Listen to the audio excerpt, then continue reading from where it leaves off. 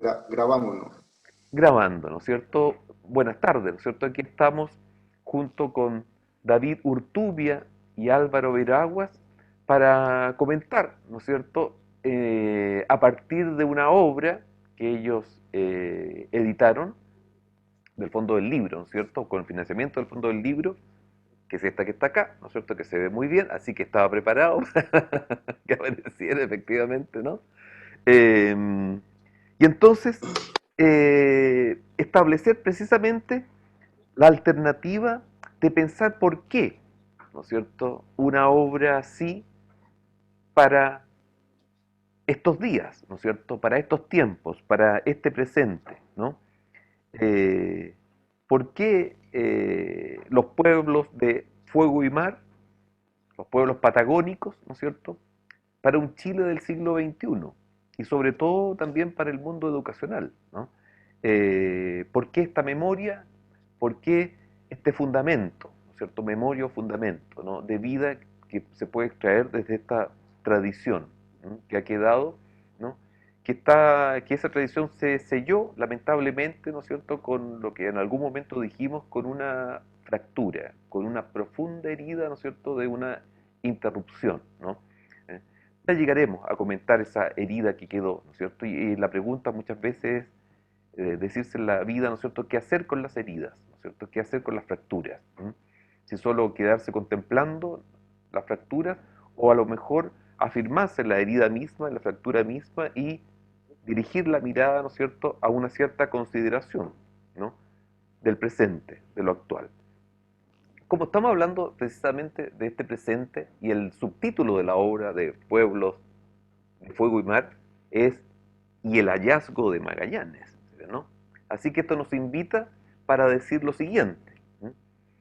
En la década de los 50 y en la década de los 60 del siglo XX, en la década de 1950 y 1960, se produjo en nuestro puerto, y cuando digo el puerto, toda persona entenderá qué es el puerto. Habrán puertos en Chile, pero existe el puerto, así dice por lo menos mi carnet de identidad, nacido en el puerto.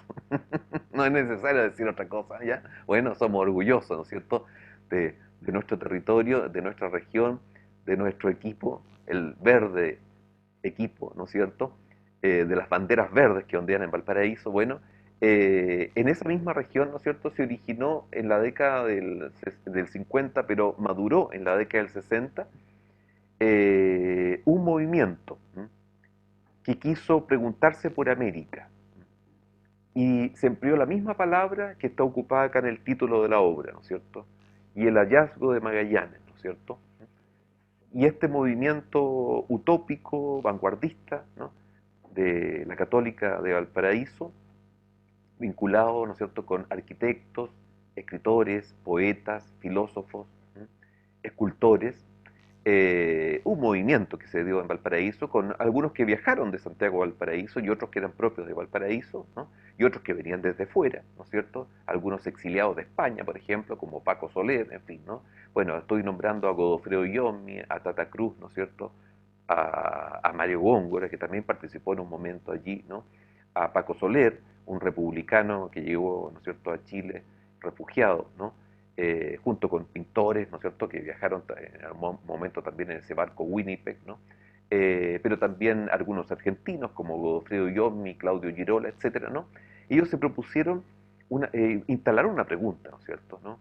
Y un fundamento, ¿no? Desconocemos América, ¿no? Desconocemos una memoria americana, ¿no? Y se propusieron redescubrir América, recorrerla, ¿no? En esa perspectiva, acontece allí lo que uno podría llamar, ¿no es cierto?, la posibilidad de entender que América fue hallada, ¿no? El poema Mereida parte desde un hallazgo, ¿no?, el hallazgo de América, ¿no?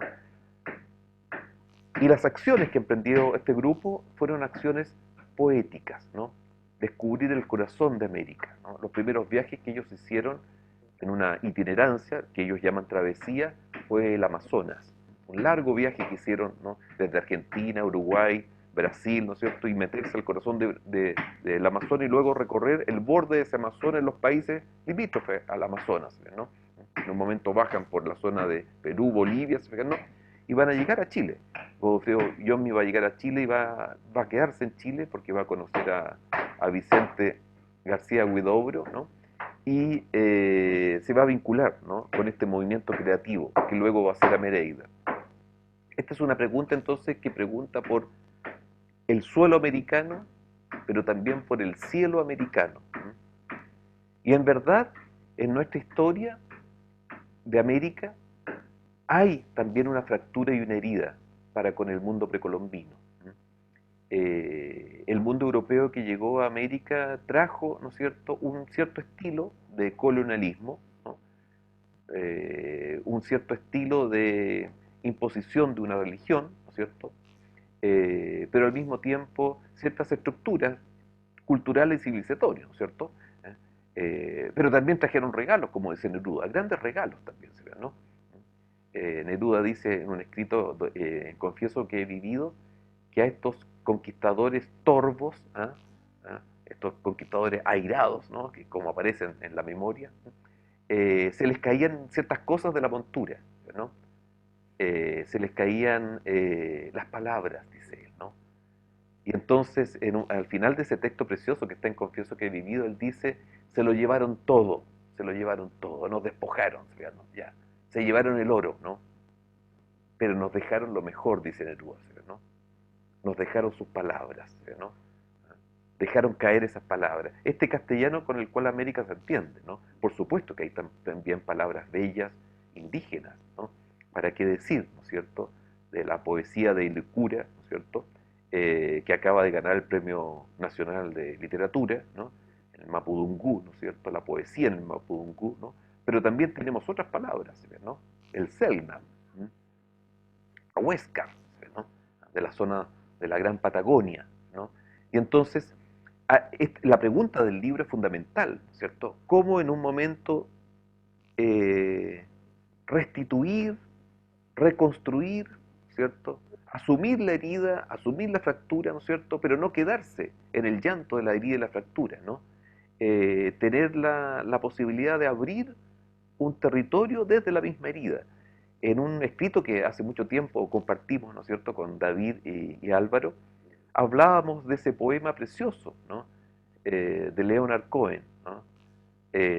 Ring the bells. Yo no soy muy bueno para el inglés, ¿no es cierto? Desde el colegio ya no era muy bueno para el inglés, pero algo recuerdo. So, ring the bells that still can ring, ¿no? Forget your perfect offering, ¿no? Toca las campanas que aún puedan sonar. Olvida tu oferta perfecta. Eso que es tan importante en la vida. Olvida tu oferta perfecta. Nada es perfecto. Entonces, haz algo, uno diría, ¿no? ¿Ya? Hay una grieta en todo. En la historia siempre hay grietas y fracturas y rupturas, ¿no es cierto?, por la cultura humana que tiene esa característica, ¿no? Pero hay una grieta en todo, dice Leonard Cohen, ese himno, ¿no es cierto?, famoso de este gran poeta americano, ¿no? Hay una grieta en todo por donde la luz puede entrar. Por la grieta, por la fractura, es precisamente el lugar por donde se puede filtrar la luz, ¿no? Y entonces este libro yo creo que es en gran medida eso, ¿no es cierto? Cómo partir de un encuentro inicial, muy, uno diría, a cierta distancia, ¿no?, de un encuentro casi exótico, ¿no?, desde el comienzo del siglo XVI, ¿no?, con los primeros viajeros, ¿no es cierto?, ¿no? Por allí una descripción preciosa de Antonio Pigafetta, ¿no?, que describe, ¿no es cierto?, su primera experiencia, ¿no? Es un muy buen relato el de Pigafetta, ¿no?, de los más importantes que hay, ¿no? Eh, Da cuenta, se fijan, ¿no?, de un encuentro lejano, ¿no es cierto?, de culturas muy distantes y diferentes, ¿no? Y poco a poco ese encuentro se va a ir haciendo, ¿no es cierto?, más cercano. Pero en la primera etapa, desde el siglo XVI en adelante, ¿no?, son etapas muy, muy, muy ocasionales, ¿no? Se ven los fuegos a lo lejos, ¿no?, en el momento de Magallanes, ¿se fijan, ¿no? No hay reconocimiento prácticamente, ¿no? Pero por aquí tengo, ¿no es cierto?, el texto de Pigafetta, ¿no? Pero en un momento aparecen textos como los siguientes, ¿no es cierto?, en esos encuentros, ¿no? La crónica de Antonio Pigafetta, más o menos entre el 1519 y el 1522 escribió en su viaje, ¿no es cierto?, notable, ¿no? El primer viaje, ¿no es cierto?, alrededor del globo, así se llama la obra, o sea, una obra extraordinaria, uno diría, en la perspectiva de lo que podríamos llamar una aventura humana, o sea, ¿no? A un continente nuevo. Uno no se imagina eso, ¿no? Nosotros nos podríamos recién imaginar eso si encontráramos un planeta con otras personas, ¿sí? Ya, ¿no? Si existiera eso, ¿no? Bueno, en un momento él dice lo siguiente, ¿no? Se nos aparece en su bitácora de viaje, ¿no es cierto?, sobre un barco, ¿no? Se nos apareció un hombre de estatura gigantesca. ¿Ah? Esa es primera experiencia, ¿no? Sabemos que un promedio de altura de esos patagones, aquí más bien el mundo tehuelche, no sé el mundo tehuelche, ¿no? ¿No? 1,80 m más o menos, ¿cierto? Para lo que eran las alturas de los europeos en ese tiempo es altísimo, ¿no? El promedio, una curiosidad de mi terreno, que es la historia medieval también, ¿no? La altura promedio de los vikingos, que la gente se imagina siempre vikingos rubios, inmensos y musculosos, esos son la influencia de los cómics occidentales, ¿no? Ya, ¿no? Pero cuando se ven los cementerios vikingos y los antropólogos hacen los estudios de antropología física sobre los cuerpos, ¿no? Los vikingos en rigor eran anchos, ¿eh? Más bien, más que un triángulo, uno diría más bien un barrilito, uno diría, ¿no? Fornido, uno diría, ¿no? Pero el promedio de los altos era 1,60 m. Así que para los chicos pequeños que estudian, que leen los cómics, no sé si se imaginan eso, es un poco desilusionante, ¿no? Esa figura humana, ¿no? Porque eran remeros, además, los vikingos. Entonces eran fuertes, ¿no? Pero eran pequeños. Yo me imagino un poco, ¿no es cierto?, algunos abuelos nuestros que eran más bajos que nosotros, ¿no? Yo no soy precisamente alto, ¿no? Pero bueno, porque por alguna razón mi hijo es mucho más alto. Él alcanza el 1,80 m prácticamente, ¿no? Ya, bueno, entonces se nos apareció, dice aquí Pigafetta, un hombre de estatura gigantesca, ¿no? Estaba en la playa casi desnudo. Ya, ¿no? Ahí uno tiene que cruzar con todos esos mitos europeos mediterráneos de la imagen del desnudo y el paraíso. ¿Ah? ¿Ah? No se olviden que en el paraíso los hombres estaban desnudos porque no tenían culpa. ¿Sí? ¿No? La desnudez tiene que ver con una limpieza, ¿no? ¿Ah? Con una actitud, uno diría, ¿no es cierto?, de libertad, ¿no es cierto?, de inocencia, ¿no? De inocencia. Adán y Eva estaban desnudos y cuando realizan su herida, su fractura, ¿no es cierto?, quieren comer el fruto del árbol del conocimiento, es decir, los secretos de lo divino, no, diría, no tiene nada que ver con el sexo, con la manzana, en ese caso tiene que ver con comer el fruto del árbol del conocimiento, o sea, saber los secretos de Dios, ¿no es cierto?, en el mito, por supuesto estamos hablando del mito, ¿no? ¿Ya? Y cruzan esa línea prohibida de no comer, ¿no es cierto?, del conocimiento secreto, ¿sí? ¿No? Le tiene la vergüenza, la culpa, ¿sí? Y la culpa lo hace cubrirse, ¿sí? ¿No? No con una hoja de vid, con una hoja de higuera. Esa es la precisión que hay que hacer, ¿no? La gente dice siempre hoja, no, es una hoja de higuera. La hoja de higuera se parece un poco, ¿no?, a la hoja de vid, ya. Pero la higuera, el árbol, ¿no es cierto?, cargado, ¿no es cierto?, por el mal, en la simbología hebrea, ¿no? Y la vid, en cambio, es el árbol bueno, ¿sí? ¿No? Por eso Jesús tiene como elemento a la vid, ¿no es cierto? Ya. Bueno, pero entonces aparece, se fijan, no, estaba en la playa casi desnudo, ¿no? Ya, ¿no? Cantando y danzando. Miren la imagen, ¿no? O sea, el encuentro con el otro mundo. ¿Sí? Una persona en una playa, un hombre destacado, 1,80 m, ya da lo mismo, la altura de todas maneras, ¿no es cierto? Ya, pero él se fija, Pigafetta, en la altura, ya. Este europeo que a lo mejor tenía el 1,60 m, digamos, ya, ¿no? Casi desnudo, cantando y danzando. Miren la imagen, ¿sí? ¿No? Al mismo tiempo, ¿no es cierto?, cantando y danzando y echándose arena sobre la cabeza. ¿Qué es esto? No debería ser, ¿no? Un hombre libre en una playa, cantando y danzando. Podría ser David en el Antiguo Testamento cuando entra cantando y danzando a Jerusalén, cuando vence, ¿no es cierto?, a los que ocupaban Jerusalén y entra entusiasmado, desnudo, entra David a Jerusalén, ¿no? Y danzando y cantando, y todos los judíos que eran pudorosos con vergüenza, ¿no? No, después le reclamaron a David porque estaba en trance, estaba en éxtasis, ¿no? Estaba tan alegre que danzó en círculo desnudo, y señala el texto, y tocando unas campanitas, ¿no? Ya, frente a su pueblo, ¿no? Ya, el rey se desnudó, el rey desnudo, el famoso tema, ¿no es cierto?, de la frase, el rey desnudo, ¿no? Pero en este caso literalmente, ¿ya? Y echando arena sobre, ¿qué habrá sido eso, no? Echando arena sobre la cabeza, ¿no? Una alegría, un trance, ya. Y entonces, esa imagen de Pigafetta, uno diría, es una admiración, ¿no? quizás tiene algo de extraño para él, tiene algo de exótico, tiene algo de raro, ¿no? Pero también no hay nada oscuro en esto, o sea, ¿no? Es una descripción que yo la encuentro extraordinaria, ¿no es cierto? De ese primer tehuelche que él logra ver allí, ¿no es cierto? En una playa, ¿no? Eso es un encuentro, ¿sí? ¿No?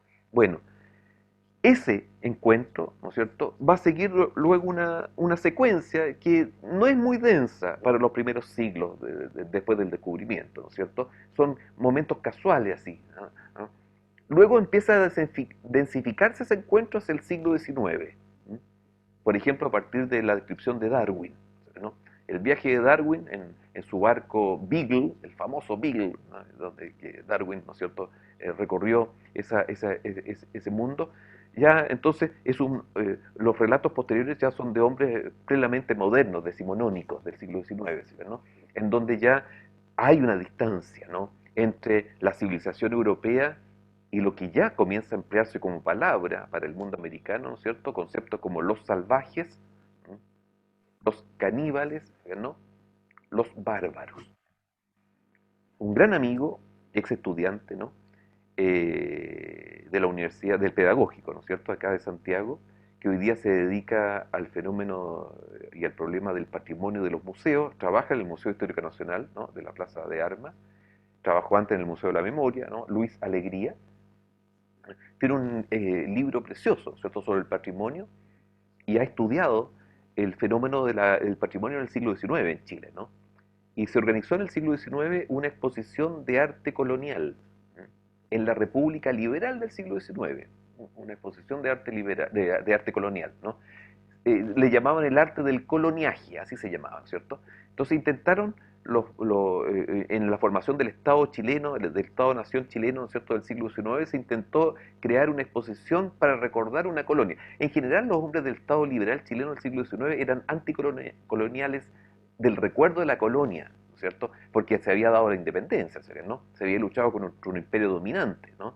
Y entonces no querían heredar la colonia como historia, querían superar la colonia en un mundo moderno y progresista, liberal, ¿ya?, del liberalismo del siglo XIX, pues, no el liberalismo nuestro, ¿no? Ya. Y entonces, que era el liberalismo frente a la Iglesia Católica, ¿no es cierto?, separarse, ¿no es cierto?, de la Iglesia Católica, un laicado, ¿no es cierto?, paralelo, ¿no es cierto?, a un movimiento conservador, ¿no? Ahí estaba Vicuña Maquena, por ejemplo, ¿cierto? Vicuña Maquena es muy influyente en esto, ¿no? Historiador, intendente de Santiago, ¿no es cierto? Bueno, y transformó Santiago también, Vicuña Maquena, ¿no?, urbanísticamente como intendente. Bueno, pero se colocan entonces ciertos recuerdos selectivos, ¿no es cierto?, útiles para la República, cuadros de gobernadores, una exposición más o menos política, no diría, del recuerdo de la colonia, ¿ya? Pero en un lugarcito por allí, dice Luis Alegría, ¿no?, en la exposición del coloniaje en la segunda mitad del siglo XIX, la primera exposición, no diría, de patrimonio chileno, ¿no?, en sentido de chileno, ¿no?, se instala, ¿no?, objetos indígenas, arqueológicos, ¿cierto?, o sacados del mundo indígena vivo, ¿no? Bueno, y se puso en el cartelito arte bárbaro, ¿no? Arte bárbaro, ¿sí? El peso de la palabra, ¿sí? ¿No? El mundo indígena era el mundo bárbaro, ese conflicto entre civilización y barbarie, ¿no es cierto?, que también lo dio Sarmiento en Argentina, ¿no es cierto?, desconociendo ese suelo. Bueno, eso es un punto fundamental, ¿no? Esa es la fractura, ¿no? Durante largo tiempo nosotros construimos nuestra historia bajo un olvido, bajo una amnesia, ¿no?, bajo una falta de memoria, ¿cierto?, bajo una falta de dignificación.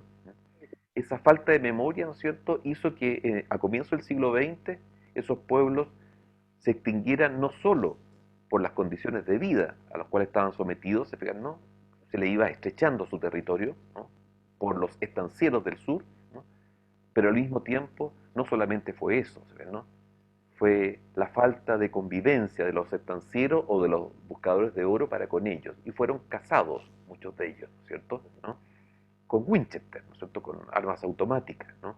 Se pagaba, ¿no es cierto?, por orejas, por testículos o por pezones, ¿no es cierto?, femeninos, ¿no?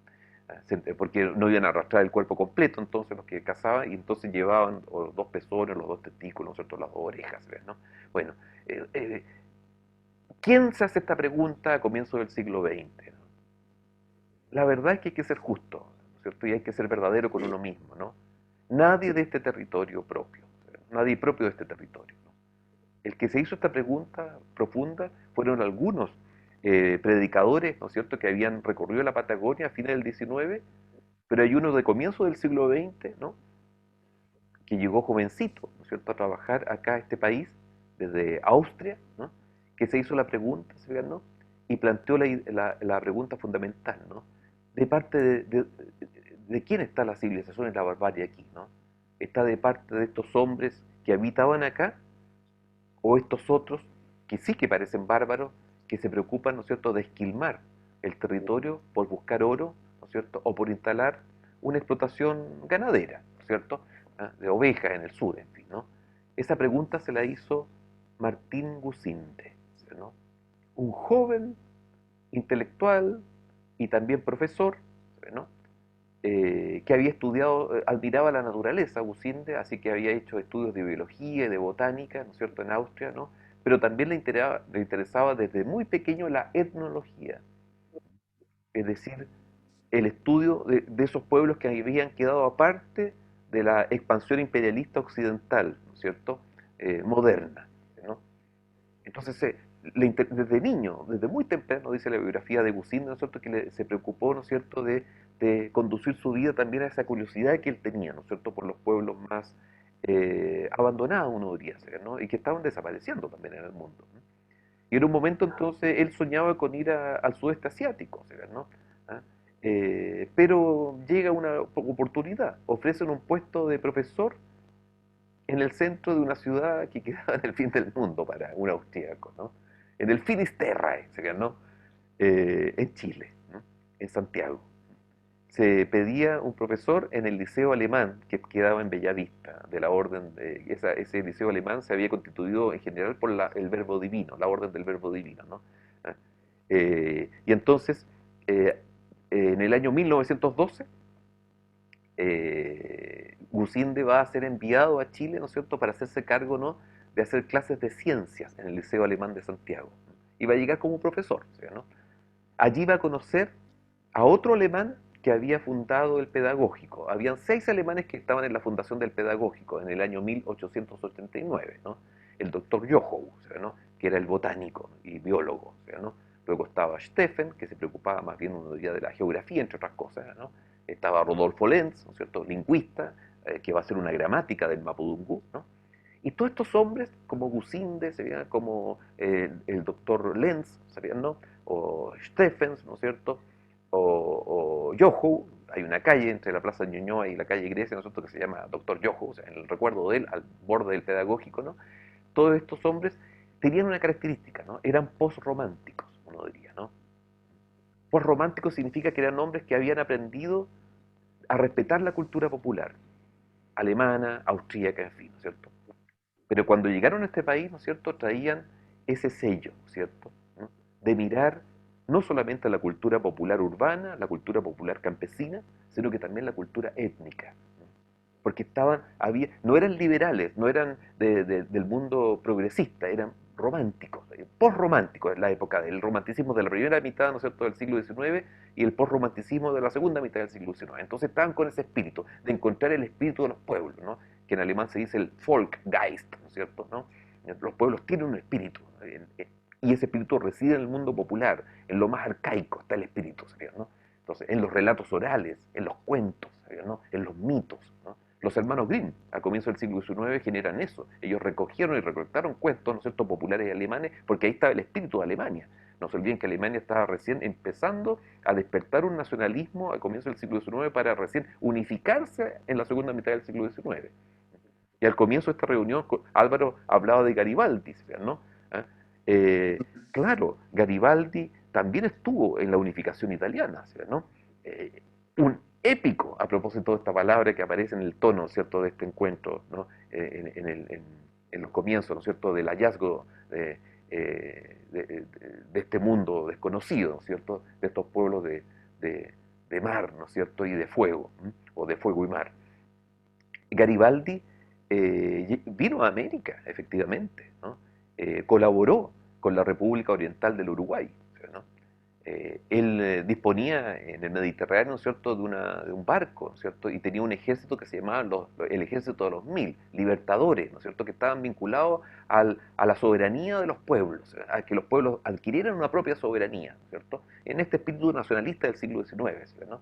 En Italia entonces él luchó con su ejército de los mil camisas rojas, ¿no es cierto?, usaban una camisa roja, ¿no es cierto?, habrán sido 800 y tanto, habrán sido 1200, da lo mismo, se llamaba el ejército de los 1000 de Garibaldi, ¿no?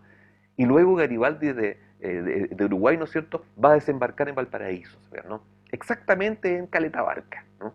Ahí desembarca este gran el libertador, que era Garibaldi, ¿no? Y ahí una piedra recuerda la llegada de esa piedra fue cortada, ¿no es cierto?, por un tío mío, Raúl Román, de la zona interior de Quilpué, ¿no?, que tenía una cantera y entonces le pidieron la piedra, ¿no es cierto?, con las palabras. Y entonces uno llega ahí al reloj de flores famoso de Viña del Mar y ahí cerquita ahí está la piedra que recuerda que aquí desembarcó Giuseppe Garibaldi y dejó algunos descendientes. En la escuela había algunos Garibaldi, ¿no? Bueno, y después aparece este tema que tú me hablabas, ¿no es cierto?, de este personaje que era de apellido Garibaldi, pero que usó más bien el apellido de la madre, Álvaro, ¿no? Bueno, un músico notable, ¿no? Bueno, y entonces, esto, si fijan, ¿no?, nos pone en un camino importante para la importancia y trascendencia de la obra, ¿no es cierto? Por qué hacer esta memoria, si fijan, ¿no? ¿Por qué actualizar este recuerdo? ¿No?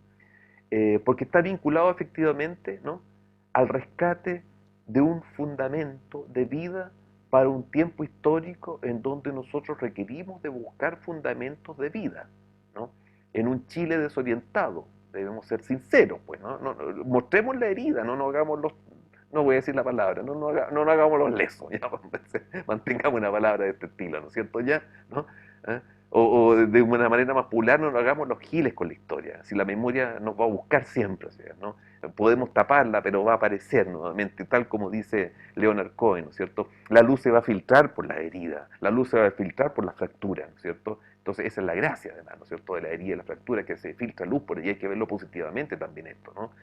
En un sentido de una oportunidad, ¿no es cierto?, para restituir una dignidad perdida, ¿no? Y que nuestros chicos aprendan y conozcan ese mundo. ¿Qué nos ofrece ese mundo? Uno diría, en los estudios que hizo, por ejemplo, ¿no?, Martín Gusinde, en esos extraordinarios tomos, ¿no es cierto? Martín Gusinde, una vez que fue profesor del Liceo de Santiago, hizo unos primeros estudios sobre el chamanismo mapuche. Eso se conoce poco de Gusinde, ¿no? Sus primeros estudios fueron sobre el chamanismo mapuche. ¿Quiénes son los chamanes? Que los vamos a encontrar también en el mundo de la Patagonia, ¿no? Son los hombres que median entre los espíritus de la naturaleza, ¿no?, y la sociedad. ¿Eh? Y esos espíritus de la naturaleza están en las estrellas, están en los árboles, están en los bosques, están en los animales, están en las piedras, están en las aguas, ¿no? Es una naturaleza animada, ¿no? Y ellos entonces son los que comunican a su comunidad, no voy a decir sociedad, porque son pequeños mundos, a su comunidad la comunican con ese mundo, ¿no? Son hombres que entran en trance, ¿no? Hay varios fotografiados por Gusinde. Hay uno famoso que nos está mirando de frente, que nos interpela, ¿no es cierto? Nos mira desde la fotografía de Gusinde, ¿no es cierto?, fijamente. Es la mirada y el peso de esa mirada, ¿no es cierto?, una y otra vez que yo la veo y la miro. Aquí tengo un precioso libro, ¿no es cierto?, de Gusinde, ¿no? La obra original de Gusinde está en el pedagógico, ¿eh? La obra original en alemán, la primera edición de Gusinde está en la colección, ¿no es cierto?, los indígenas de Tierra del Fuego, ese es el título de la obra de Gusinde, ¿no? Esta otra es una edición posterior, pero cuando uno observa, ¿se vean, no?, estas imágenes, ¿se vean, no?, de esta extraordinaria colección, ¿se vean, no?, que está en este libro, ¿no?, El espíritu de los hombres de Tierra del Fuego se llama, ¿no es cierto?, Selknam, Yámanas, Cahuéscar, registro de Martín Gusinde. Esta no es la obra propiamente, ¿no es cierto?, esto es una síntesis de las 1200 fotografías que sacó Gusinde, un registro impresionante, ¿no? Bueno, cuando Gusinde le tocó, ¿no es cierto?, hacer estos primeros estudios, ¿no?, de archivo, ¿no es cierto?, sobre el chamanismo mapuche, en un momento, en el año 1912, ¿no?, él va a recibir, perdón, llega en 1912 a hacer clase a Santiago, al liceo, ¿no es cierto?, pero a fines del año 1918, en diciembre del año 1918, por aquí debo tener el dato preciso, ¿no es cierto?, ¿ah? A las 7:40 de la mañana, por ahí lo había notado, porque me gusta a veces esas cosas tan sorprendentes, ¿no? A las 7:40 de la mañana, ¿no? Se embarcó en Valparaíso. Lo invitaron a un viaje a Punta Arenas, a este Gusinde que jamás había soñado en su vida llegar a Punta Arenas, pues.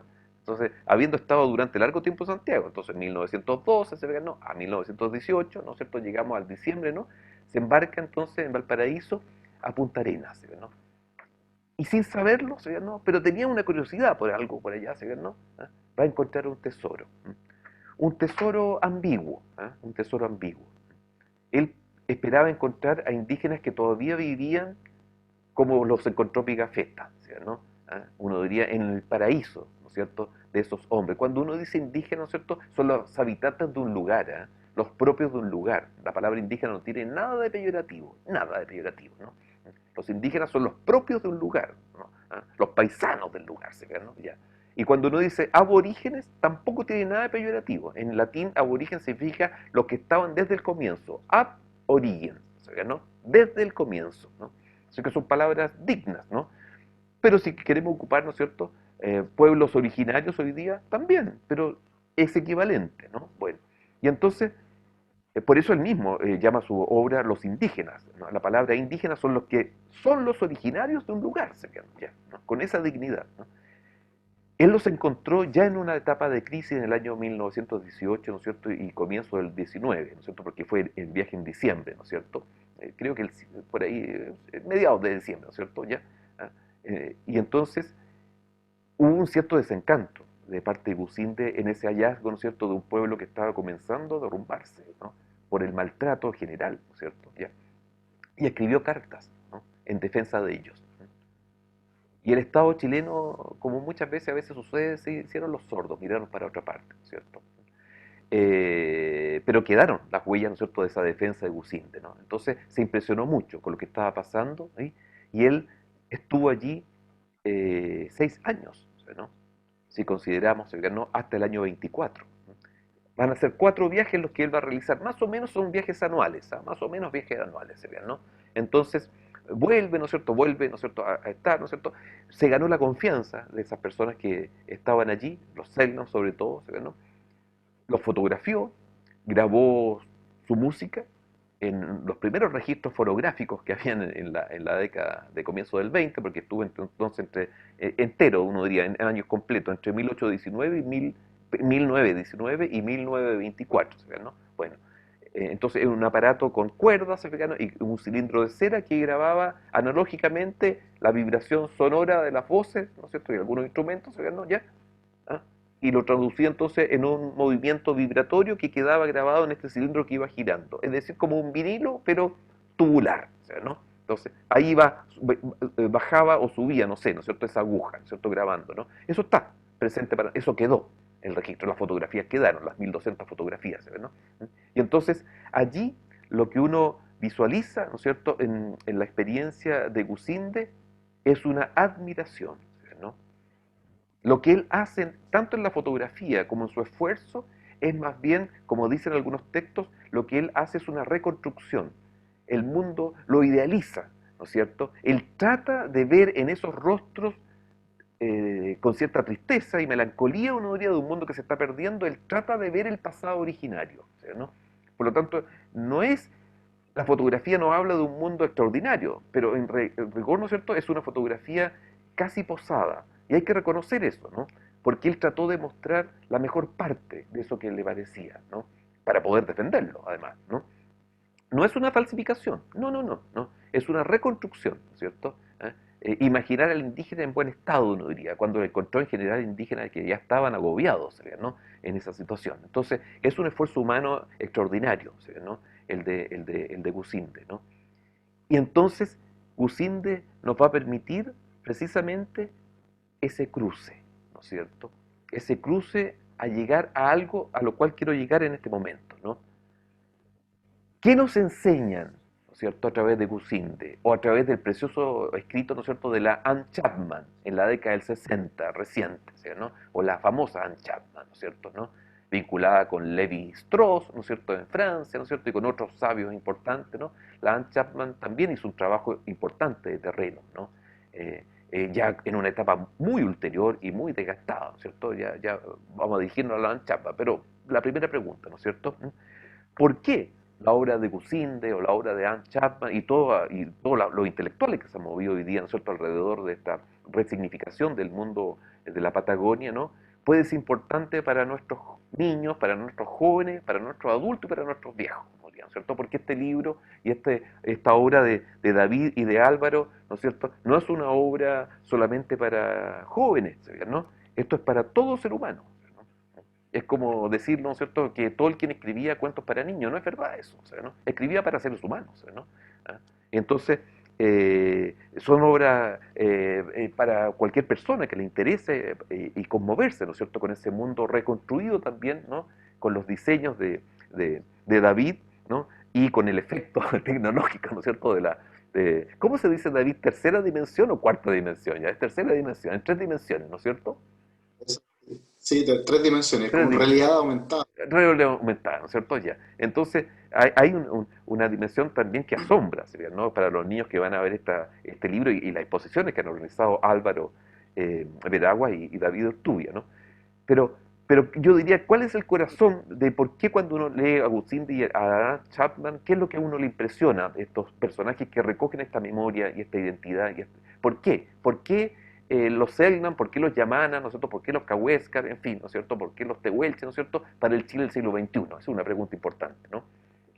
Yo diría que, para no alargarnos, voy a apuntar a una señal, ¿no? El mundo contemporáneo nuestro está divorciado, disociado esquizofrénicamente de su suelo y de su cielo, ¿eh?, de su naturaleza en general, ¿no? Cuando a un niño chileno que ha estado estudiando 12 años de su vida promedio, ¿no?, 8 horas al día, lo que me parece una locura, encerrar a los niños 8 horas al día durante la mejor etapa de su vida, probablemente que es la infancia, ¿no es cierto?, y la juventud, ¿no?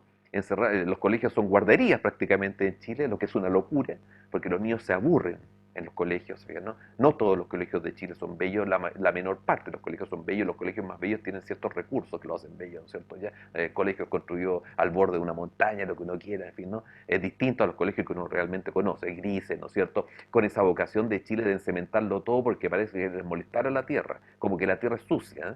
Ya, ¿no? Como que los árboles molestan porque hay que regarlo, uno diría, ¿no? Entonces encementan todo, uno diría, ¿no? En colegios encementados, desiertos infantiles, desiertos juveniles, uno diría, horrorosos, ¿no? Ya, son pocos los colegios que mantienen parques, ¿no es cierto? Existen, los conozco también, los admiro, ¿no? Los colegios Waldorf, ¿no es cierto? En fin, ya, pero sabemos que son muy pocos, uno diría, ¿no? Bueno, entonces, se dice que en un promedio cuando alguien le ofrece una foto a un niño, ¿no es cierto?, donde aparece un árbol y un pájaro, y uno le dice a un niño chileno promedio, ¿no es cierto?, ¿qué es eso? A un adulto también, pero estamos aprovechando a los niños ahora, ¿no? ¿Qué ves? ¿Cierto? Él podría decir eso, ¿sí? Veo un árbol y un pájaro. ¿Pero cómo? O sea, ¿no? Si aquí hay una loica, ¿no?, que no es cualquier pájaro. ¿Sí? Y luego, este es un quillay, ¿no? Eso es un analfabetismo gravísimo en Chile. Eso da cuenta del alejamiento, porque lo único que han visto en su vida son o libros, ¿no es cierto?, o algunas imágenes fotográficas o documentales hoy día, ¿no?, ¿ah?, sobre la naturaleza, ¿no? Pero no tienen la experiencia de qué es un jilguero, cómo canta un jilguero, el canto del jilguero, ¿no? Entonces, eso marca la distancia, ¿no? ¿Cómo le va a pedir a ese niño que respete la naturaleza y que no la contamine, ¿no? Si no hay una admiración a ese mundo, singular. La naturaleza es singular. Cada árbol tiene su espíritu, uno diría, ¿no? No. En los libros, ¿no es cierto?, escolares, aparece la idea, ¿no es cierto?, que los árboles son recursos naturales. Es decir, en una naturaleza economizada. Y la naturaleza entonces es un capital, ¿no? Es un capital. ¿Cómo contemplar un capital? Uno diría ser, ¿no? Habría que ser muy codicioso para contemplar un montón de moneda y billetes, y esos son los codiciosos enfermizos. Contemplar los montones de billetes, como ricos más patos, ¿no? Ya, no, ¿no es cierto? Ya. Entonces, ahí hay un tema importante en nuestro presente, ¿no? Este es un pueblo que no tiene fiestas vinculadas a la naturaleza, están dadas vueltas. Celebramos la fiesta invernal en pleno verano. La Navidad es una fiesta invernal y la celebramos en verano. Nadie entiende nada. Esos pobres viejos de Pascua se mueren de calor, ¿no es cierto? Que a lo mejor son viejos con malas jubilaciones, como lo acostumbramos a sentir y todos vamos para allá, a la mala jubilación, ¿se ve, no? Tienen que ganarse la vida así, transpirando, ¿no es cierto? ¿No? Una locura, ¿no? Con barba blanca que los cura, artificial. Algunos son verdaderos, ¿no? Hay pocos verdaderos con barba blanca, pero ya los viejos están apareciendo, ¿no? Bueno, entonces uno dice, y luego la Pascua Resurrección, fiesta cristiana, se ve, no, no, que es primaveral, es una fiesta absolutamente primaveral en otoño. Las hojas están cayendo y están poniendo flores en los árboles, ¿se ve, no? Y el huevito de la vida y todo el tema, ¿se ve, no? O sea, no entender nada, pues, ¿se ve, no? Entonces, divorciados, ¿se ve, no? Bueno, quizás eso hace más poético el esfuerzo para entender una Navidad con 35 grados de temperatura, uno diría, ¿se ve, no? Pero por eso también la gente se enferma, ¿se ve, no? Comer pan de Pascua con 35 grados de temperatura, si el pan de Pascua es un pan invernal lleno de calorías, pues. No es ese almendra, póngale lo que quieran, los buenos panes de Pascua, ¿eh? Bueno, ya. Frutas confitadas, que son los peores, ¿no es cierto? Ya, azúcar, ¿sí, no? Porque es un pan. Y luego con limono con 35 grados de temperatura, ¿no? Aguardiente y leche, ¿se ve, no? Café, ¿se ve, no? Es una bebida invernal. Deberíamos estar tomando jugo de fruta y partiendo una sandía, po, en vez de pan de Pascua, ¿sí, no? Ya, porque ya están las primeras sandías, ya están en Navidad. Los primeros damascos, yo tengo un damasco casi, ¿no? Están en Navidad, ¿sí, no? Hay frutas, ¿no es cierto? Claro, bueno. Y entonces, ahí hay un tema del divorcio, precisamente porque uno dice, pero esto es solamente un recuerdo histórico, ¿para qué te recuerdo? No, hombre, si esto es para aprender algo. Estos pueblos vivían y sabían vivir sobre un suelo, asumiendo ese suelo, y también bajo un cielo, ¿no? Que conocían muy bien. Preguntémosle a cualquier niño, a cualquier joven, a cualquier adulto, a cualquier viejo, ¿no es cierto?, por los nombres de las estrellas. Por ejemplo, el cielo de Santiago, si no lo van a ver, pues, si el cielo de Santiago es casi invisible porque está lleno de reflejo de la luz sobre la contaminación en la noche, ¿no? Ya. Entonces vamos al desierto, ¿no? Y vamos a ver el cielo, pero no vamos a tener los nombres de las estrellas, ¿no? Gente que discute cuál es la cruz del sur. ¿Sí? ¿Qué son las tres Marías? ¿No? Las tres Marías, dicen, las tres Marías, ¿no? Como si fuera un logro, ¿no? Ya. ¿No? A veces le pregunto a la gente, bueno, ¿y usted en qué estado está la luna ahora, anoche? ¿Sí? No existe la luna a veces. A veces aparece, ¿no es cierto? Y dice, la luna llena, ¿sí? Ya, ¿no? Bueno, somos inconscientes, ¿sí? De toda esa dimensión. Pero esto también nos comunica algo, ¿sí? ¿No? La falta de respeto hacia el mundo de la naturaleza en Chile tiene que ver también con una falta de cultura de la naturaleza, ¿no? Cuando uno dice la gente ensucia y le da lo mismo destruir esto, ¿no es cierto? Es porque no hay una cultura de defensa, porque no hay una cultura, porque no hay un amor verdadero. Es algo artificioso, ¿sabes, no? La naturaleza la aprendieron a conocer a partir de experiencias, se fijan, no mediadoras, pero no de experiencias directas, ¿no? Entonces, vuelvo a repetir, dignificar la naturaleza también es saber la singularidad, saber el nombre de los árboles, saber el nombre de los pájaros, identificar el canto de los pájaros, tal como uno ubica nuestros amados y queridos mestizos, nuestros quiltros queridísimos, no, palabra mapuche, ¿no es cierto? Quiltro, que significa perro, ¿no? Bueno, o la raza, ¿no es cierto? Que es feo hablar de raza de perros también, ¿no es cierto? Ya, pero la línea, ¿no es cierto?, genética de los perros, ¿no? Entonces, uno puede distinguir, pero uno podría distinguir todo eso, ¿no? Bueno, todo eso, ¿no?, estaba en estos pueblos. Pero había algo más, que yo aquí lo voy a llamar, ¿no es cierto? Había una sabiduría pagana. Hay una base del paganismo extraordinario en la humanidad. Y la palabra paganismo no significa nada malo, ¿no es cierto? La palabra paganismo viene del latín, ¿no es cierto?, campo, es decir, naturaleza, es decir, tierra, ¿no es cierto?, mundo rural, uno diría, ¿no? Esa es la palabra pagus en latín, de donde viene la palabra paganismo, ¿no? Los argentinos conservan la palabra pago. Cuando están aburridos en sus ciudades dicen, me voy al pago, ¿no? ¿Qué significa que ahí está el pago, ¿no? Bueno, me voy a la pampa, ¿no? Me cansé, ¿no es cierto? Ya, muchos políticos a veces se van al pago, se cansan, ¿no es cierto? Ya, y se van a su pago. Eso, muchos son latifundistas en Argentina, pues tienen sus caballos, sus cosas en el pago, ¿no? Irse al pago es eso, ¿no? La palabra pago viene de pagus, ¿no? Bueno, ¿qué es la sabiduría pagana en el mundo, ¿no es cierto?, nuestro? La sabiduría pagana tiene que ver precisamente, ¿no?, con una sabiduría de una naturaleza sagrada, ¿no?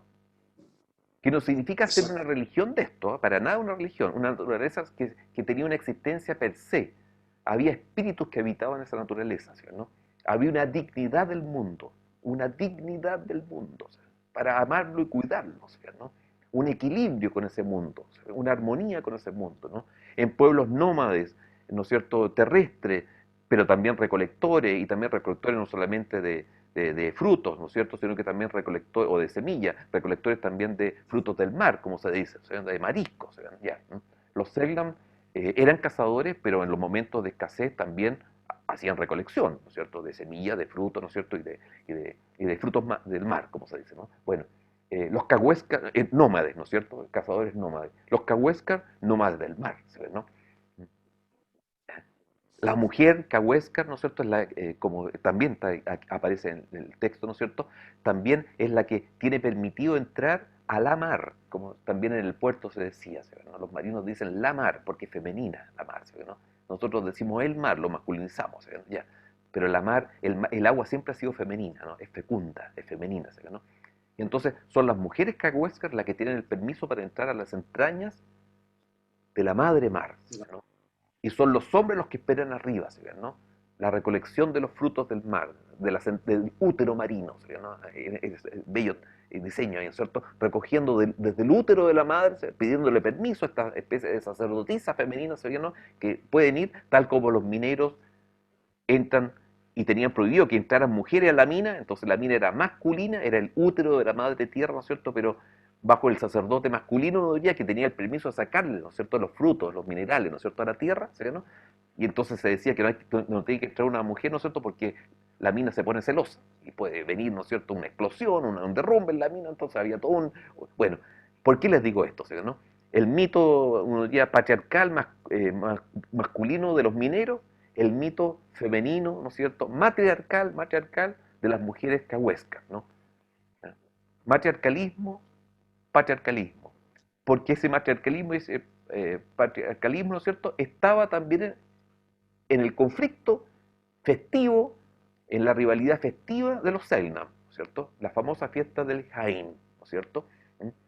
Que se decía que esa fiesta había sido, ¿no es cierto?, tomada por los hombres en un momento de descuido de las mujeres que la administraban. Lo que señalan los mitos Selknam, ¿no es cierto?, es que originalmente hubo una sociedad matriarcal donde las mujeres tenían el dominio, ¿no? Porque tenían el dominio de los ritos, ¿no es cierto?, ya, del chamanismo femenino, ¿no? Ya. Pero en un determinado momento de descuido, ¿no es cierto?, ya, los hombres conocieron el secreto de la ceremonia iniciática, ¿no es cierto?, y les robaron el secreto, ¿no?, y lo poseyeron. Entonces, en el presente que lo encontró Gusinde, los hombres habían vencido a las mujeres. Pero esta no es una victoria de lucha, ¿no es cierto?, de rivalidades duras. Yo creo que más bien tiene que ver con la rivalidad de la celebración y lo festivo, ¿no? Es como la rivalidad en los deportes, es una rivalidad que da dinámica a una sociedad, ¿no?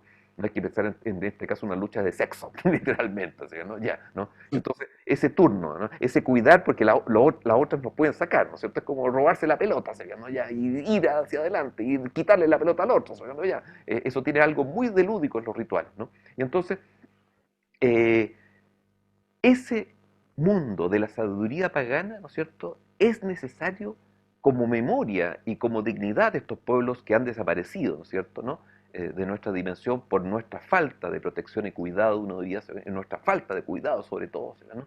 Hay que hacerse responsable también como sociedad solidaria occidental que somos, ¿no?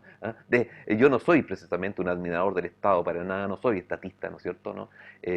No soy nacionalista por ningún lado, ¿no? Bueno, ya, pero de todas maneras vivo en este país, ¿no? Entonces soy regionalista, aquí estamos hablando con dos porteños, ¿no es cierto?, Villamarina, ¿no es cierto? En fin, ahí hay una larga discusión, evertoriano, guanderino, no sé, pero en fin, no voy a decir la Unión La Calera hoy día que le está yendo muy bien, ya, bueno, pero en esa condición, ¿no?, nosotros tenemos la oportunidad, uno diría, se fijan, ¿no?, desde nuestro presente, de realizar una cura, una restauración, se fijan, ¿no?, de la herida, sin dejar de mostrarla, ¿no? Pero lo importante, ¿no es cierto?, que nos muestra esa herida, ¿no es cierto?, y lo que puede aportar desde esa herida, desde el fruto, desde esa luz que se asoma, según Leonard Cohen, ¿no es cierto?, de la misma fractura o la herida, ¿sabían, no? ¿No? Lo que debemos rescatar, uno diría, es nuestra búsqueda de comunión con el mundo de la naturaleza, ¿no? Es decir, un sano paganismo, retornar a la naturaleza, porque la naturaleza puede, no solamente hay que, está, para nosotros está cosificada, está reificada, ¿no? Está economizada, ¿no? Está bajo la visión, ¿no es cierto?, de un fruto de provecho.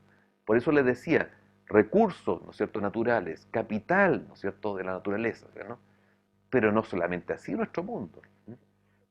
Ya en las instituciones universitarias se habla de los recursos humanos, como si los humanos fuéramos recursos. ¿Qué se han creído? ¿No? Y luego las nuevas empresas universitarias chilenas hablan del capital humano. Se atreven a decirlo. ¿Cómo el ser humano va a ser un capital? ¿No? ¿Cómo va a ser un recurso? Los seres humanos no son recursos. ¿No? Por supuesto que tampoco la naturaleza, pero también entonces hemos llegado a ese extremo, ¿no es cierto? ¿No? Y cuando ese recurso no resulta hay que sacarlo, ¿te fijas? ¿No? Porque se terminó como recurso, ¿no? Sáquenlo de la línea de producción, ¿no es cierto? Ya, es una locura, ¿sí? ¿No? Una locura. Las palabras significan, las palabras cargan la realidad. No es cualquier cosa decir capital humano y recurso humano o capital, recurso natural. Bueno, entonces yo diría que uno de los elementos de la memoria en homenaje a estos pueblos, ¿no es cierto?, que tuvieron esa dimensión, estos pueblos de fuego y mar, es que nosotros nos acerquemos, ¿no es cierto?, ¿no?, humildemente también, se fijan, ¿no?, a esa memoria de civilizaciones profundas, ¿no? No habrán tenido esas civilizaciones los avances técnicos nuestros, pero es que no eran necesarios posiblemente esos avances técnicos, ¿se fijan, no? Ellos se equilibraron en su propio equilibrio, pero la riqueza espiritual que rescató Gusinde, que rescató la Anne Chapman y todos los actuales investigadores, son muchos hoy día los que están en esta tarea con documentales, ¿no es cierto? La última obra también de nuestro Guzmán, ¿se fijan, no? El botón de nácar, ¿se fijan, no? También es un aporte extraordinario, porque ese botón de nácar, ¿no es cierto?, él lo asemeja, un botón de nácar encontrado aquí en la bahía de Quintero, pegado a un riel, entenderán lo que significa eso, ¿no es cierto?, ya, con alambre, ¿sí? ¿No? Él lo lleva a los botones por los cuales fue cambiado Jimmy Button, ¿sabes? ¿No? Ahí en el tiempo del capitán Fitzroy, ¿sabes? ¿No? Entonces va a haber un intercambio de botones por un joven, ¿sabes? ¿No? Que va a ser llevado a Inglaterra, a ser reeducado y luego lo devuelven acá y vuelve depresivo, ¿no es cierto? Y se convierte en un alcohólico porque no logró encontrar su equilibrio nuevamente.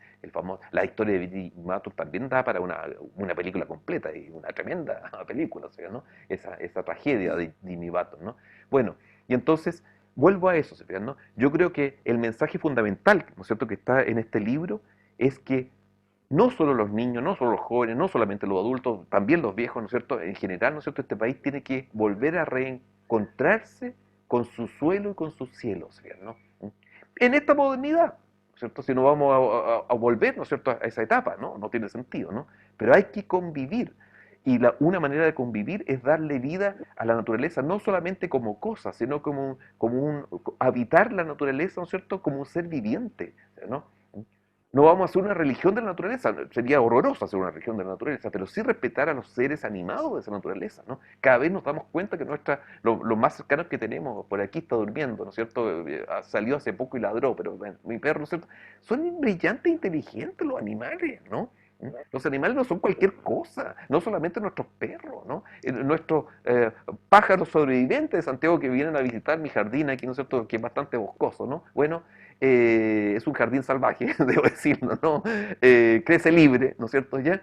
Eh, eh, Son bienvenidos, se fijan, ¿no? Uno les pone ahí una fuente de agua, se fijan, ¿no? Y ahí vienen a bañarse en la mañana, es una joya, ¿no? Pero son sobrevivientes, yo sé que son sobrevivientes, han resistido a esta ciudad, ¿no es cierto?, que amenaza a todos, ¿no? ¿Ah?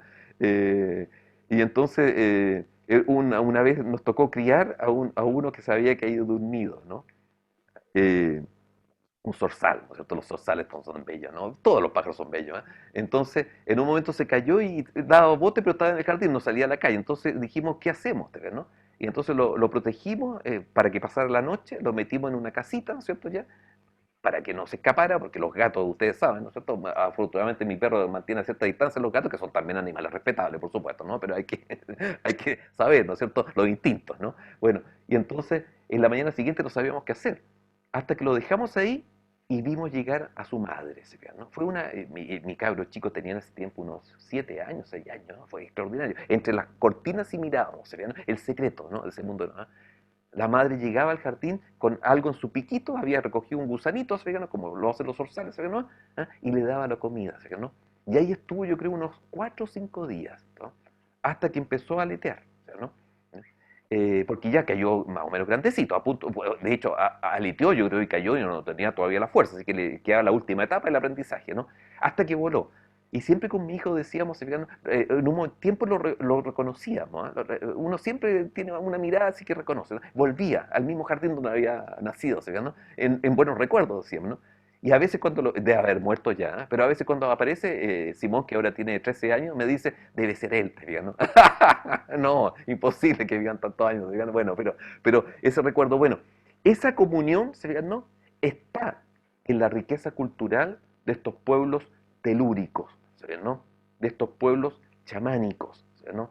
De estos pueblos que vivían en equilibrio con un mundo que los rodeaba, ¿no? Hay una gran lección, y esa lección se da gracias, ¿no es cierto?, a que occidentales, cultos, delicados, ¿cierto?, humildes para convivir con ellos, lograron extraer esa memoria que era lo último que quedaba. O sea, la dignidad del libro de Gusinde a mí siempre me ha sorprendido, tal como la dignidad de la obra de Chapman, por colocar esos dos apellidos grandiosos, uno diría, dentro de las muchas personas que puedo nombrar también a Martinich, Premio Nacional de Historia, ¿no es cierto?, de Punta Arenas, que también tienen ciertos sobrenos, ¿no es cierto?, pero hay muchos jóvenes hoy día, ¿no es cierto?, que se están dedicando a estos temas, y habría que nombrarlo a todos, pero ya es una locura, ¿no? Bueno, entonces, en esos dos nombres, hablar de esa importancia, ¿no? ¿Ah? Yo creo que es necesario restituir la dignidad de la naturaleza en este país hiperexplotado. Se nos está muriendo la naturaleza.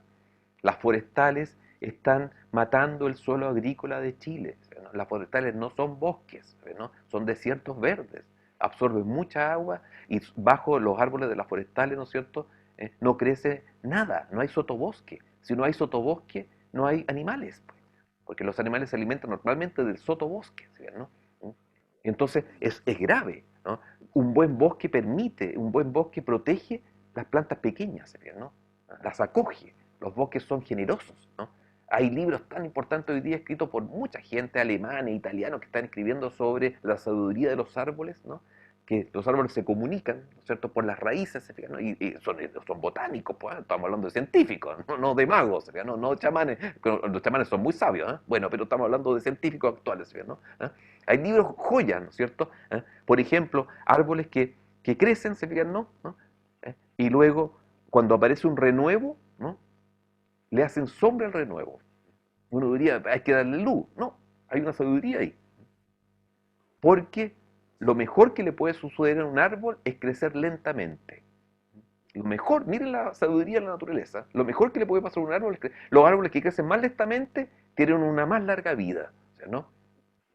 Y entonces, al hacerle sombra, el arbolito pequeño crece más lentamente, ¿no es cierto? Crea más fortaleza.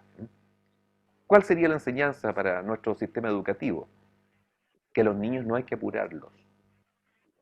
Yo estoy de acuerdo que los niños recién comiencen a aprender a leer a los 7 años, como hoy día sucede en Finlandia o en la educación Waldorf de Chile, ¿no? Mi hijo mayor estudió en la educación Waldorf, ¿no? No le pasa nada a un niño que comienza a leer a los 7 años, porque ya está hablando, está disfrutando de la oralidad. Los cuentos son orales, son casi musicales la educación Waldorf. Se genera un imaginario, ¿no es cierto?, de la palabra oral, del cuento, de la narración, maduran mucho. Y a los 7, cuando comienzan a aprender a escribir recién, ¿no es cierto?, aprenden muy rápido, ¿no? Es una locura hacer que un niño a los 4 años, y decir un padre orgulloso, ya está escribiendo a los 4 años, le estáis apurando la vida, ¿no? Le estáis destruyendo parte de su ritmo vital. Quizás ese niño apurado, ¿no es cierto?, que lo creía muy inteligente, a los 18 es un alcohólico, ¿no? Y está lleno de eso, ¿eh? Está lleno de esos ejemplos, ¿no? Está lleno de ese problema que uno diría, ¿no es cierto?, que es apurar. La educación chilena tiende a apurar. Vestir a los niños chicos de adultos a los 5 o 6 años es una locura, ¿no? Entonces uno diría, deberíamos ser como los árboles, ¿no? Demorar el crecimiento de un niño. Se van a criar, van a ser adultos más felices, más protegidos, ¿no? Se les va a dar el tiempo de maduración, ¿no? Bueno, estos pueblos, ¿no?, de fuego y mar sabían de estas cosas, están en sus mitos, ¿no? Estos hombres practicaban celebraciones, era un mundo que celebraba mucho, rituales, ¿no es cierto? pintaban las estrellas en sus cuerpos, los cuerpos pintados. Este libro, ¿no es cierto?, de Gusinde está realizado también en ese recuerdo. Y la obra de un libro precioso de la Annie Chapman se hizo tan precioso como este, ¿no es cierto?, con tapa de género, sería, ¿no? Bueno, se hizo también en relación a la exposición de los cuerpos pintados, que es eso en Chile, sería, ¿no? Esa idea, ¿no es cierto?, del ritual de pintar el cuerpo, ¿no? Y todos esos espíritus que aparecen, ¿no es cierto?, en esa fotografía extraordinaria de Gusinde son espíritus del cosmos, de la naturaleza, ¿no es cierto?, que habitan, ¿no es cierto? Entonces estos hombres dialogaban con esa naturaleza, ¿no? Entonces, eso no es un arcaísmo, eso no queda en el pasado, eso tiene que llegar a nuestro presente y servirnos, sin querer ser como ellos literalmente, ¿cierto? Pero sí que necesitamos nosotros habitar sobre un suelo reconocible, querible, ¿no? Y bajo un cielo. El ser humano tiene esa dignidad, ¿cierto? A Chile le falta mucho el amor telúrico, ¿no? Y le falta mucho el amor estelar, ¿no? Los tres documentales de Patricio Guzmán están basados en eso, ¿no? El primero, ¿no? El subsuelo, la arqueología, la búsqueda de los detenidos desaparecidos. ¿No? Juega con él porque evidentemente parece todo un compromiso político, total, ¿no? Pero también los arqueólogos del norte. Está basado en el norte de Chile. El cielo de los astrónomos, ¿no es cierto? ¿No? El subsuelo de la arqueología y la memoria, sería, ¿no? El segundo, ¿no? El mar, ¿sería, no? La memoria del mar, la memoria del agua, el agua y su memoria, la memoria caigüesca, ¿no? Pero también la memoria de Tierra del Fuego en general. El mar es una realidad, ¿no? Cuando uno estaba en Tierra del Fuego, ¿no? Bueno, y entonces en esa memoria en ese documental de Patricio Guzmán, ¿no? La memoria del agua, ¿no? Que conecta, ¿cierto? Desde esa memoria del sur profundo, ¿no? A la memoria de un precioso antropólogo que tenemos acá en Chile, que es Claudio Mercado, ¿sí? Que se dedica a los bailes de chino aquí de la quinta región norte, cordillera, ¿no? El río de la Aconcagua tiene las celebraciones de las fiestas de chinos, ¿sí? ¿No? Que son estos danzantes, ¿no? Que vienen del mundo precolombino y luego tienen influencia cristiana, en fin, ¿no es cierto? Y aparecen, ¿no? Y luego, ¿sí? ¿No? El tercero está faltando, que está dedicado a la... Yo no lo he visto, dice que ya lo sacó ya, pero yo no lo he visto, ¿no? Está, Sobre la cordillera, ¿no es cierto? Eso, la cordillera, ¿no? Todos esos eran los elementos. sueños. Claro, yo creo que él buscó ese camino Guzmán, ¿no? No solamente registró el 11 de septiembre, ya se fijan, ¿no? En la crisis desde la Unidad Popular, ¿no es cierto? En esa memoria extraordinaria que tiene, ¿no es cierto? Sino que también buscó esa memoria más arcaica nuestra, que la trae al presente y la coloca frente a nuestro rostro, tal como ese chamán, ¿no es cierto? Selnam nos mira a los ojos directamente a través de la fotografía, ¿no es cierto? Ya. Última cosa que debo decir, ¿no? En esta celebración de lo que uno llamaría, ¿no es cierto?, una restauración de un buen paganismo sabio, ¿no? Debo decir lo siguiente, ¿no? La conciencia cristiana, que también linda en estos territorios, porque también había cristianos en el sur, eran los salesianos los que en algún momento crearon estas reservaciones en la isla Doso, ¿no es cierto?, para estos pueblos ya en su etapa final, uno diría, ¿no? Y nos ayudaron mucho en ese campo, ¿no es cierto? Más bien uno diría administraron una situación, ¿no? Pero no la resolvieron, la administraron simplemente, ¿no? Ya. Entonces, las fotografías que existen son todas personas con mirada triste, esa fotografía, ¿no es cierto?, de la observación de la isla Dawson, ¿no? Bueno, pero debo decir algo importante, ¿no? El cristianismo, ¿no es cierto?, que tiene valores, que tiene ética, ¿no? Tuvo alguna culpa en esto, fíjense, ¿no? Eh, el cristianismo, desde la tradición hebrea, ¿no es cierto?, que es admirable, ¿eh? Que es admirable, ¿no? Pero tiene una dimensión, ¿no? Separó al ser humano del, de los espíritus de la naturaleza, ¿no? Eso lo llamaron la idolatría, ¿sí? ¿No? Evitar toda idolatría a las cosas, uno diría, ¿sí? ¿No? Toda idolatría a las montañas, en fin, ¿no es cierto? Ya, ¿no? A los animales, ¿no es cierto? El famoso becerro de oro, el Antiguo Testamento, ya, ¿no? Por lo tanto, el judaísmo, que es admirable, ¿no? Creó una cierta antropomorfización, no sé si la palabra está bien dicha, ¿no es cierto? Ya, ¿no? De una religión, ¿no? Y luego aparece el misterio del Dios hombre, de la teandría, teos y andros, Dios hombre, ¿no? Ya. Jesús, el profeta Jesús, que podría ser simplemente profeta, entonces el mundo cristiano, en la orilla católica, diviniza, ¿no es cierto?, a ese profeta. Ya. Bueno, pero ¿qué sucede con esto, ¿no es cierto?, con esta antropomorfización, ¿no es cierto?, que ofrece el cristianismo. Que el cristianismo demonizó los espíritus de la naturaleza. Es un problema. Yo estudio eso en la Edad Media, ¿sí? Entonces un tema que hay que enfrentar. Hay que hablar desde la verdad, ¿no? De dejarse de tontera, de cuidar algo. Uno diría, no, hay que decirlo, ¿sí? ¿No? Entonces, efectivamente, ¿sí? ¿No? El cristianismo, antes del capitalismo, comenzó a demonizar el mundo pagano, ¿sí? ¿No? Ya no eran elfos, ya no eran hadas, ¿sí? ¿No? Diciéndolo en estas palabras, ¿no es cierto?, que quedaron en los cuentos, ¿sí? ¿No? Ya no es el espíritu del árbol, ¿no es cierto? Lo que habita, si tú ves un espíritu es porque es un demonio, ¿no es cierto? Ya, no te confundas, ¿sí? ¿No? Bueno, porque eso provenía de esa memoria judaica anti adoración de cosas, de mundos, ¿sí? ¿No? Y había ciertas razones para eso en el mundo hebreo arcaico, ¿sí? ¿No? Pero eso se traspasó al mundo cristiano. Y cuando los cristianos llegan a esta tierra, en el momento que dice el libro, ¿no es cierto?, desde el momento, ¿no es cierto?, de Colón o el hallazgo de Magallanes, ¿no? Ya, ¿no? Traían esa conciencia, ¿no? Lamentablemente no debería ser, ¿no? ¿Eh?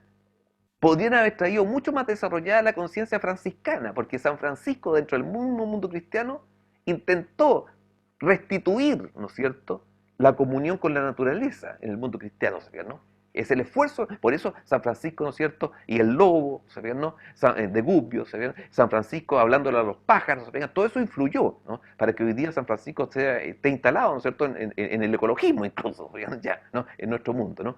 Fue un esfuerzo importante, fue brillante este poeta, ¿no es cierto?, era un juglar, San Francisco, si es algo, era un juglar, ¿no? Fue un poeta, escribió, de hecho, textos poéticos, ¿no? Entonces, un hombre poseso, uno diría, extraordinario. Bueno, entonces, podría haber llegado a eso. Sin embargo, cuando llegan, ¿no es cierto?, los occidentales con esta mentalidad, ¿no es cierto?, moderna, ya eso se ha ido olvidando, ¿no? Entonces, no es culpa solamente de los que llegaron, es culpa, uno diría, de la ideología que se había levantado ya del mundo, ¿no? Y eso va a llevar finalmente, desde el quitarle el espíritu al mundo, de sacarle el espíritu a la naturaleza, porque está compitiendo con el otro espíritu del Dios único, ¿sí? Entonces un tema, ¿sí? ¿No? ¿Ya?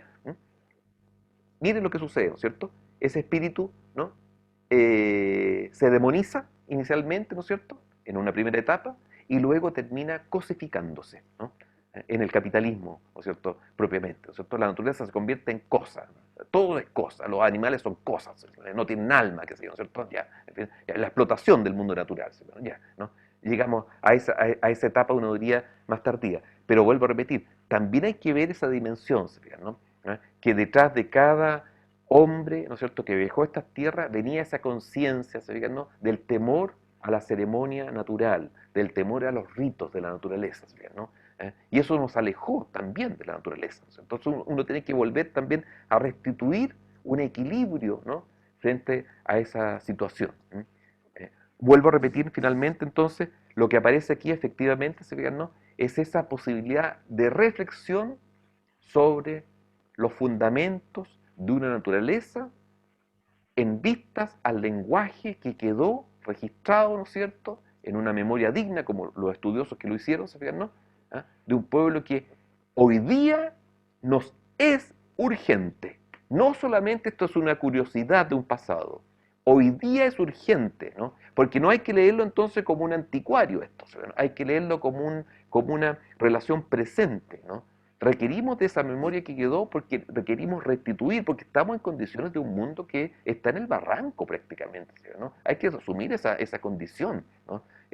Y esto no se detiene, ¿no? Estamos a un paso del abismo, ¿no? Y como no hacer nada. La gente que habla hoy día, ¿no es cierto?, de hay que volver a la normalidad lo antes posible. Esa normalidad yo le temo, ¿no? Prefiero la peste, me quedo con la peste, ¿no? Porque nos hizo reflexionar, ¿no?, sobre lo precario que somos, ¿no?, sobre más humildad, ¿no?, el ser humano, ¿no? Incluso pensar en un momento que esto también nos sirvió esta peste para eso, ¿no es cierto? Podemos vivir con menos cosas, ¿no? Podemos ser felices con un paseo en las manzanas circundantes, ¿no? Cuando teníamos prohibido movernos, ¿no? Era un regalo salir a caminar cuando salía el sol en el invierno mismo, que estaba un día de sol, para mí era un agrado, ¿no? Sacar a pasear a mi perro, ¿no? Ya, ¿no? Uno puede ser feliz por muy pocas cosas. Podemos pensar incluso en un Chile más sencillo y más pobre, pero más feliz, fíjense, ¿no? No estoy hablando de la miseria ni la hambruna, no, no, no, no. Estoy hablando de una pobreza sobria, una sobriedad en la vida, ¿no? Y cuando me asomo a veces en estos días que se ha soltado la cuarentena en algunas zonas, parecería que está sucediendo lo contrario. La gente quiere volver a los malls, quiere volver a instalarse a consumir, ¿no es cierto? Bueno, es difícil, ¿no es cierto?, trabajar con estos temas, ¿sí? ¿No? Pero esta obra, ¿no es cierto?, podría ser una huella en ese camino, ¿sí? ¿No? Decir que Pero un ni, pueblo, exactamente, David, ¿no es cierto? Y también decir, ¿no es cierto?, que un pueblo con menos condiciones materiales no es menos en sus condiciones espirituales. No hay una directa proporción entre las condiciones materiales y las condiciones espirituales, ¿sí? ¿No? No es necesario eso, ¿sí? ¿No? Se puede ser muy reducido en la vida material, ¿sí? ¿No? Habitar, ¿cierto?, en esa casa sencilla, ¿no es cierto?, en esas vestimentas que son muy dignas, esas pieles de todas maneras, ¿no? que vestían los siglos, ya, ¿no? ¿Ya?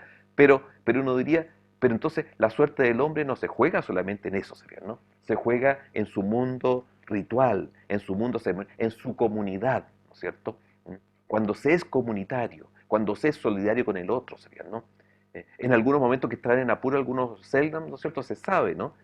Encendían una hoguera y todos acudían a ellos para ayudarlos, ¿no? Sí, estaban en un momento difícil, ¿no? Por ahí dice la Anne Chapman, ¿no es cierto?, por la memoria, ¿no es cierto?, de las últimas indígenas que entrevistó la Anne Chapman en la década del 60, ¿no? Si había una ballena varada, ¿no es cierto?, y era imposible con un pequeño grupo, ¿no es cierto?, una pequeña tribu, porque estos eran también clanes y tribus, ¿no?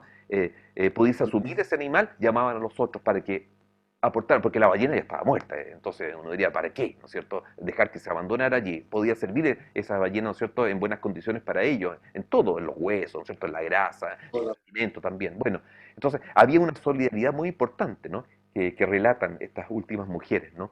Ahí cierro con esto, ¿no? En el libro de la Anne Chapman, ¿no es cierto?, ella se va a encontrar y se va a volver loca. El año 64 eh, tiene una conferencia, una entrevista en el instituto que dirigía Claude Lévi-Strauss, nada menos, en Francia, ¿no es cierto?, el Centro Nacional de Investigación Científica, ¿no es cierto? Y había una señora, una sabia francesa sobre estos temas, la Annette Lamin-Emperer, es ella, en el 64 se encuentran en París, Anne Chapman con ella, ¿no? ¿Ah? Y ahí entonces está esa posibilidad de viajar de la Anne Chapman, ¿no es cierto?, al sur y hablar con una mujer que quedaba todavía, ¿no es cierto?, viva de esta tradición, ¿no? La Lola Kiepja, la Lola Kiepja, ¿eh? Que todavía recordaba canciones, ¿no es cierto?, ¿no? Y todavía tenía relatos, ¿no?, en su voz, ¿no?, de la memoria, en el año 64, ¿no? Luego va a aparecer otra, la Ángela, ¿no es cierto?, Loig, la Ángela Loig, un nombre latino para una indígena de allá, ¿no es cierto? Bueno, eh, la Anne Chapman, ¿no es cierto?, nos habla precisamente de la impresión que les dio la dignidad a estas mujeres que todavía en la década del 60, que eran los últimos restos, ¿no?, dirían, ¿cierto?, de ese abandono allí, ¿cierto?, ¿no?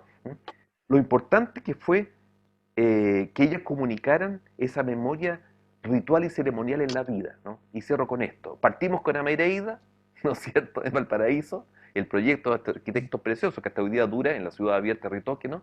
Y terminamos con algo muy importante, ¿no? Lo que hace más digno al ser humano es algo que realizaban constantemente los patagones, y sobre todo, ¿no es cierto?, los selmos, los cahuescas, en fin, ¿no?, yamanas, tehuelches.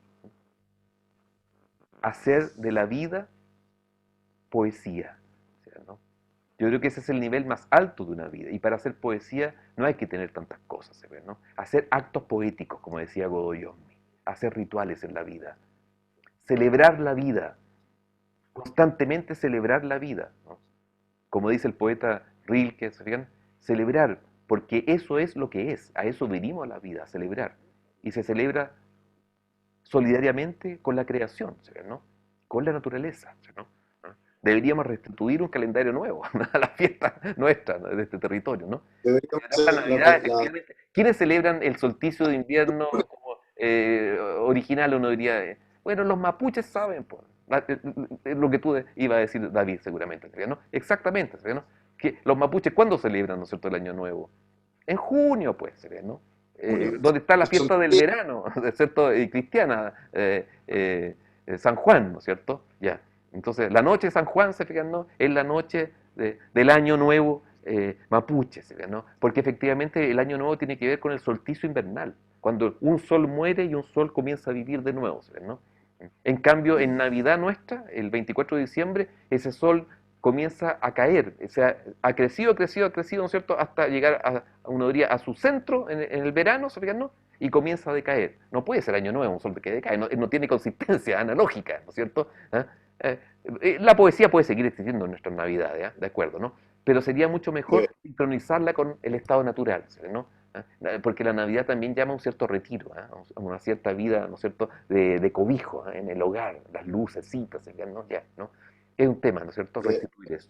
deberíamos Adelante, tener David. la, no solo quería contar, deberíamos, Sí, no sé, tener las tres, en vez de tener los 12 meses, tener los 13 meses con la luna en el con fondo, la o sea, luna. sincronizarnos con Los el hay, calendario y ahí volvemos a mirar el cielo como un referente de tiempo, en el fondo. exactamente, claro. ¿No? Supongo que Los musulmanes en sus fiestas usan el año lunar. El Ramadán se celebra de acuerdo al estado. Y la única fiesta católica importante, digo, ¿ah? Hay otras menores, ¿no es cierto? Pero la única fiesta cristiana importante que es lunar es la Pascua de Resurrección, fíjense, ¿no? Por eso es que cambia, es cambiante, ¿sí? ¿No? A veces uno puede celebrar el Domingo de Resurrección un 28 de marzo y en otro año un 14 de abril. Uno diría, ¿por qué cambia? ¿Sí? Porque es el estado de la luna, ¿sí? ¿No? Siempre el Domingo de Resurrección tiene que ser con luna llena, ¿no? Ese es el ritual. Por lo tanto, se calcula la fecha de acuerdo al estado de la luna. Uno sabe el ritmo de la luna, ¿no es cierto? ¿Ya? Y en cambio el otro ritmo por el cual nos guiamos es el sol. Pero esa era también, ¿no es cierto?, la mitología celta, o sea, ¿no? El hombre sol, la mujer luna, sería, ¿no? La cara quemada, como le llamaban a la luna, sería, ¿no? Entonces, este constante giro, ¿no es cierto?, de estos astros, sería, ¿no? El ciclo lunar y el ciclo solar, ¿no? Aquí viene llegando un bandido, ¿no? Un bandido, embosado, embosado, con la bandera que ustedes conocen, pues la negra, ¿sería, no? Ahora, Simón, Tráigame a este otro personaje, ¿no? ¿Mm? Este es el Simón, por, ¿no es cierto? Y este, ¿no es cierto? Este es el rey de la casa, se ve, ¿no? Un loquillo, ¿no? Este es Milú, ¿ah? ¿Ah? Esta es la naturaleza, se ve, ¿no? Aquí está el rey. esa es la casa, Sí. ¿no? Ah, se viene a despedir, se viene a despedir. Ya, un besito. Bueno, Se va a la playa con la envidia del papá, ¿no? Se va aquí cerquita a la quinta región, ahí a Algarrobo, ¿ah? Chao, que estés bien. Chau, chau. Que esté todo bien, ¿ah? Qué ganas que de vaya ir. bien. Sí. Se va ahora porque, o sea, se va mañana a las 5 de la mañana porque está más despejado. Es la mejor hora para viajar para allá. Sí, díganme, Álvaro y David, ¿no es cierto? Si hay algo de lo cual quisieran seguir hablando o para que quede, porque esto como ilimitado la grabación está. No sé cuándo va a pesar después para poder traspasarlo, ¿no? Pero está la Sí, grabación. bueno, un poco en eso, pero está, Ya. creo Ahí que está ustedes todo, toman esto y tienen que hacer los cortes y los recortes y lo montan, ¿no es cierto? Totalmente abierto. Ustedes son dueños ya de esto, ¿no? Eso es. y hay Perfecto. harto material Ya, intenso, mucho. qué ¿Qué te bueno. puedo decir? No, no, está bien, está bien. Ey, ¿me pueden decir que en algún momento nos encontremos en Valparaíso, Viña, cuando ya esto esté más libre y nos encontramos? ¿Eh? Nos vamos a algún localcito hay que hacer eso, nosotros hay que celebrar la vida, ¿eh? Hay que celebrar la vida. ¿Eh? Yo todavía no Sí, puedo ir con soltura porque estoy amarrado acá a estas clases de internet y todas estas cosas, ¿no es cierto? Pero ya vendrá el momento en que pueda ir y les aviso, ¿eh? Para que nos juntemos por ahí en algún localcito rico. ¿Eh? Sencillo, ¿eh? ¿Para qué volvernos locos? ¿Eh? Ya. Que estén muy bien, ¿no es cierto? Y nos vemos, ¿ah? Y que se hoy muchas mantengan gracias. saludables, se mantengan saludables, ya, está bien eso. Chao, chao. Con mate. Sí. De ahí les Chao, mando chao. esto, ¿ah? Como pueda, ¿ah? Les mando la grabación, ¿ah? Perfecto. Ya, pues, Tengo que pararla ahí atento. para que quede registrada. Chau, chau, ¿ah? Que estén bien.